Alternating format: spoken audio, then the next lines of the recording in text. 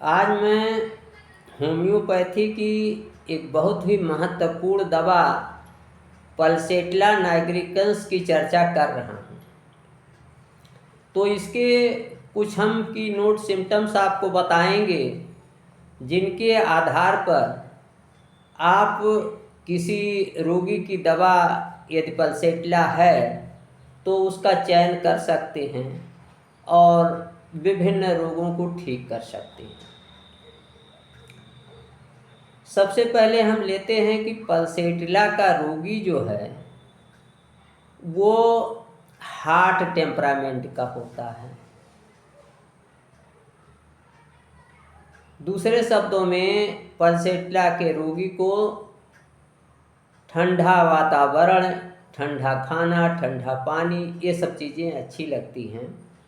और जहाँ ही कोई गर्म चीज़ आती है, गर्म कमरा हो, गर्म पानी हो, गर्म खाना हो, तो इनसे जो है उसे परेशानी होती है।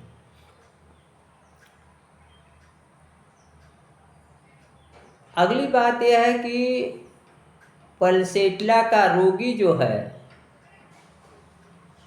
वो बीपिंग टेम्परामेंट का होता है।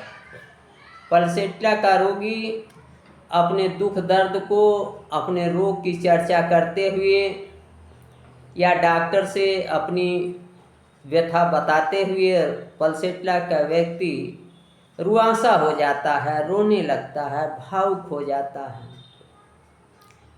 तो यह मिजाज होता है बीपिंग टेम्परामेंट, बहुत बड़ा इसका लक्षण है। जब कहीं किसी रोगी में बीपिंग टेम्परामेंट दिखाई दे तो वहाँ आपका ध्यान पल्सेट्ला की तरफ जाना चाहिए। दूसरी जो महत्वपूर्ण बात है वो ये है कि पल्सेट्ला जो है चेंजिएबल रेमेडी है। चेंजिएबल मीन्स कि जैसे अगर पल्सेट्ला का दर्द होगा, चाहे वो बात का दर्द हो, तो एक जोड़ से दूसरी जोड़ में वो शिफ्ट करेगा, यहाँ से वहाँ जाएगा, रेंगता हुआ लगेगा। मेंसेज अगर हैं तो एक बार मेंसेज आएंगे, रुक जाएंगे, फिर आएंगे, फिर रुक जाएंगे। इस तरीके से ईवर चेंजिंग है, बदलने वाला इसका स्वरूप है। इसमें स्टूल का पाखाना जो है नो टू स्टूल्स अलाइक, यानी दो दस्त एक समान नहीं होंगे, वो बदल जाएंगे। कभी काला हो जाएगा, कभी पीला हो जाएगा, कभी पनीला हो जाएगा। इस तरीके से बदलाव देखने को मिलता है। तो कहीं भी किसी रोग में, चाहे डायरिया डिसेंट्री हो, चाहे मेंसेज हो, चाहे रेमेटिज्म का दर्द हो, चाहे ऐसे सामान्य मस्तिष्क की बात हो, तो वहाँ अगर ये परिवर्तनशील मिजाज अगर किसी रोगी का है तो वहाँ सहज स्वाभाविक रूप में आपका ध्यान पल्सेट्ला की ओर जाना चाहिए। अगली बात यह है कि पल्सेट्ला के रोगी में बैड टेस्ट होता है, मुंह का स्वाद बुरा होता है। लेकिन इसकी विशेषता यह है कि ये विशेष रूप से सुबह में मुंह बहुत सूखा रहेगा।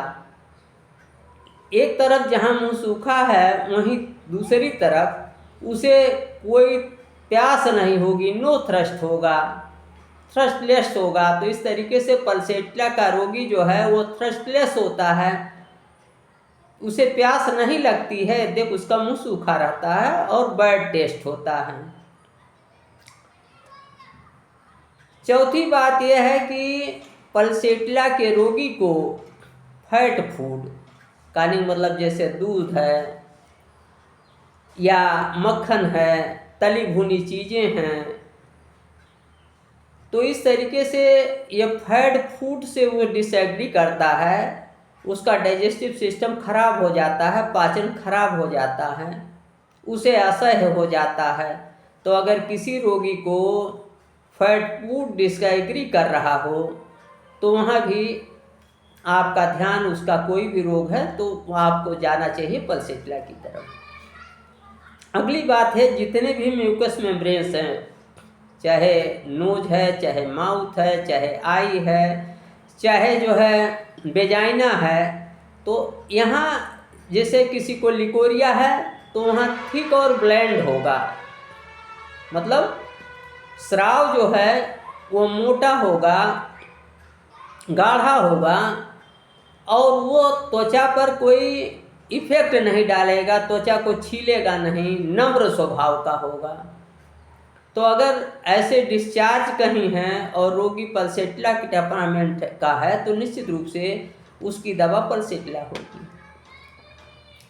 विशेष रूप से महिलाओं में कैटामीनिया टू लेट, स्कैंडी और सब्सप्रेस्ड, मासिक धर्म जो है या तो देर से आता है पल्सेटिला के रोगी को, या कम आता है, या बिल्कुल बंद हो जाता है। और विशेष रूप से अगर किसी रोगी का पैर भीग करके मेंसेज रुक गया हो तो उसकी दवा पल्सेटिला नाइग्रिकन्स ही होगी। जैसा कि मैंने बताया कि पल्सेटिला जो है एक वार्म टेम्परामेंट का रोगी होता है, इसलिए इसकी सारी सफरिंग, सारी परेशानियां वार्म रूम में बढ़ जाएंगी, वार्म एप्लीकेशन से बढ़ जाएंगी, यानी गर्म वो नहीं नहा सकता, और गर्म हवा में बढ़ जाएगा, गर्म कमरे में बढ़ जाएगा। इसके साथ ही साथ उसका जो ठंडक लगने वाली बात है वो दर्द के साथ जो है वो ठंडक लगना पड़ेगा। तो मान लीजिए किसी रोगी को बुखार है, उसके शरीर में दर्द है और दर्द जितना बढ़ता है उसे ठंडक भी लगने लगती है, ठंडक भी बढ़ने लगती है, तो ऐसी जगह पर आपका ध्यान पल्सेटिला की तरफ जाना चाहिए। इसके अतिरिक्त इसमें रोगी की परेशानियां जो हैं वो कूल ओपन एयर में, विशेष रूप से स्लोली मूविंग, धीरे धीरे ठंडी हवा में चल रहा हो या ठंडी हवा हो तो वो घटता है। और यदि सिर दर्द है तो कस करके अगर सिर को बांध दिया जाए तो कस के बांधने से वो उसका सिर दर्द घटता है।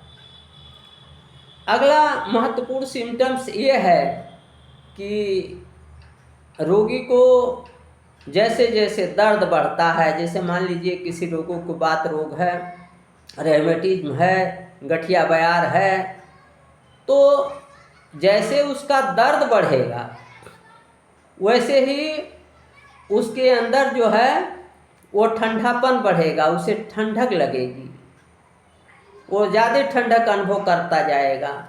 चाहे बात रोग हो, चाहे फीवर हो, जहाँ दर्द बढ़ने के साथ ही साथ रोगी को ठंडक भी बढ़ती जा रही हो तो वहाँ आपको पल्सेटिला पर विचार करना है।